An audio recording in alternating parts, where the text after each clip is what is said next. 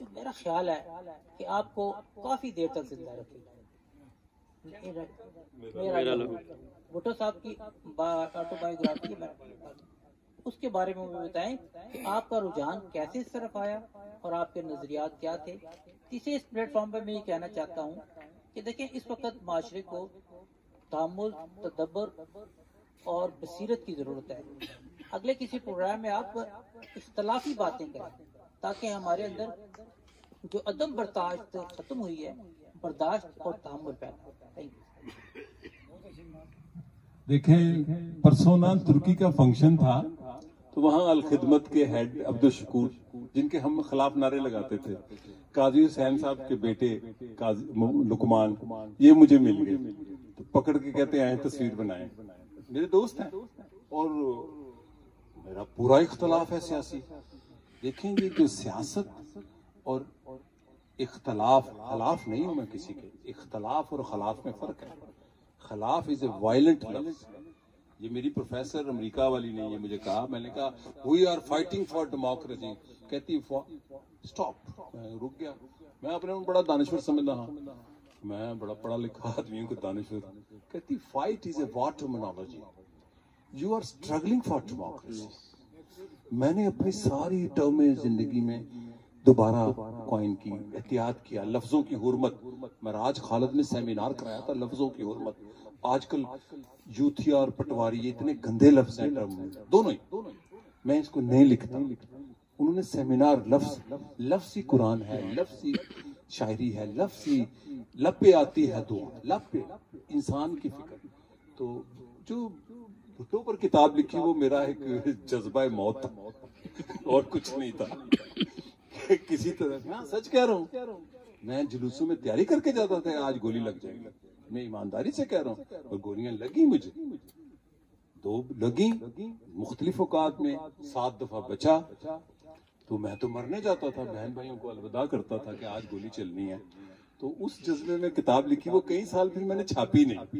ایک دن ڈاکٹر انور سجاد میرا کہیں انتظار کر رہے تھے، بہت بڑے لکھاری تھے کمال. تو انہوں نے کتاب پڑھ لی 10 میں، 11 گوئندی پھر چھاپ. اور میں گیا جذباتی، نہیں ہے تے اصلی تحریر ہے. تو وہ میں نے جذبہ موت میں چھاپی تھی. ہاں جذبہ موت تھا. بیجی بھٹو صاحبہ نے ان کا دیباچہ اس کا لکھا تھا اس کتاب کا، اور وہ بڑی پاپولر کتاب ہے. میں 27 ایڈیشن چھپ چکے ہیں. لیکن میں بھٹو پر ایک اور کتاب لکھنا چاہتا ہوں جو کہ پیپلز پارٹی والوں کو پسند نہیں آئے گی. مثلاً اگر آپ کی اجازت ہے، میں بھٹو کا عاشق ہوں. رات بھی کہہ رہا تھا، میں کہا دیکھو گریٹ ہونا اور بات ہے، کامیاب ہونا اور بات ہے. اتا ترک کامیاب تھا، گریٹ تو تھا. بھٹو کامیاب نہیں ہو سکا. خود مارا گیا، بیٹی ماری گئی، بیٹے مارے گئے، پارٹی چلی گئی، خاندان کی مور بھی چلی گئی. واہ واہ واہ، بہت اچھی بات کیا، ویری ویل سیڈ سر.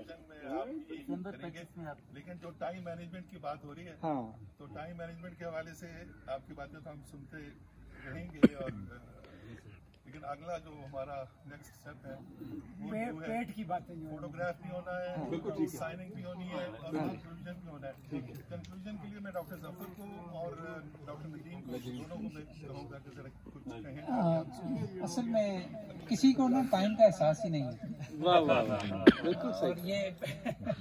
یہ بھی ایک انڈیکیٹر ہے کہ کتنے لوگ محو ہو کے گوندی صاحب کی گفتگو جو کہ بہت گہری اور بہت بصیرت افروز ہے.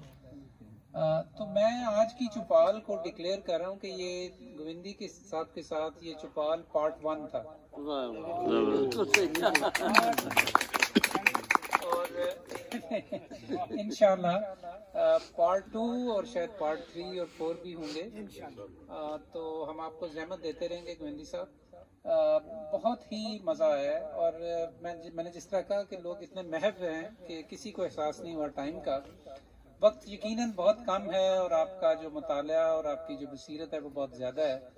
اور میں وہی دوبارہ سے کہوں گا کہ جب انسان کو بصیرت ملتی ہے تو وہ پھر اس کو یہ اصل میں اس کو یہ صلاحیت مل جاتی ہے کہ وہ مختلف اقوام، مختلف کلچرز اور مختلف علوم کو اکٹھا کر کے اس میں سے اپنی بصیرت کشید کرتا ہے.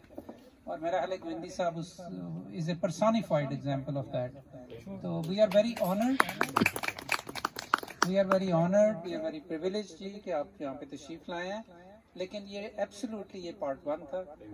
پارٹ 2 کے لیے آپ کو دوبارہ انشاءاللہ زحمت دیں گے. میں اب طارق صاحب کو کہوں گا کہ وہ بھی. جی بالکل, ڈاکٹر صاحب نے بڑی اچھی تجویز دی ہے. میرا خیال ہے کہ یہ ان کے زیر غور رہے گی اور ہمارا اصرار بھی جاری رہے گا. اور بس میرا خیال ہے کہ without further ado let's break it up and go for a photograph. And then we can have a cup of tea and then come back again. Those who want to leave can leave, and those who want to stay back and still stay here, no problem.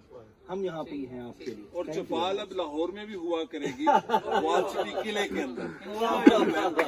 Chopal کے سارے مہمان وہاں ہمارے مہمان چوپال لاہور میں وال city project کے ساتھ جو ہم ان کا MOU سائن ہونے والا ہے, تو چوپال کے لوگ وہاں بھی گفتگو کریں گے ٹیکس لا کے اوپر اور موضوعات. قلعے کے اندر حضوری باغ پلیٹ فارم ہوگا, چوپال اور وال سٹی.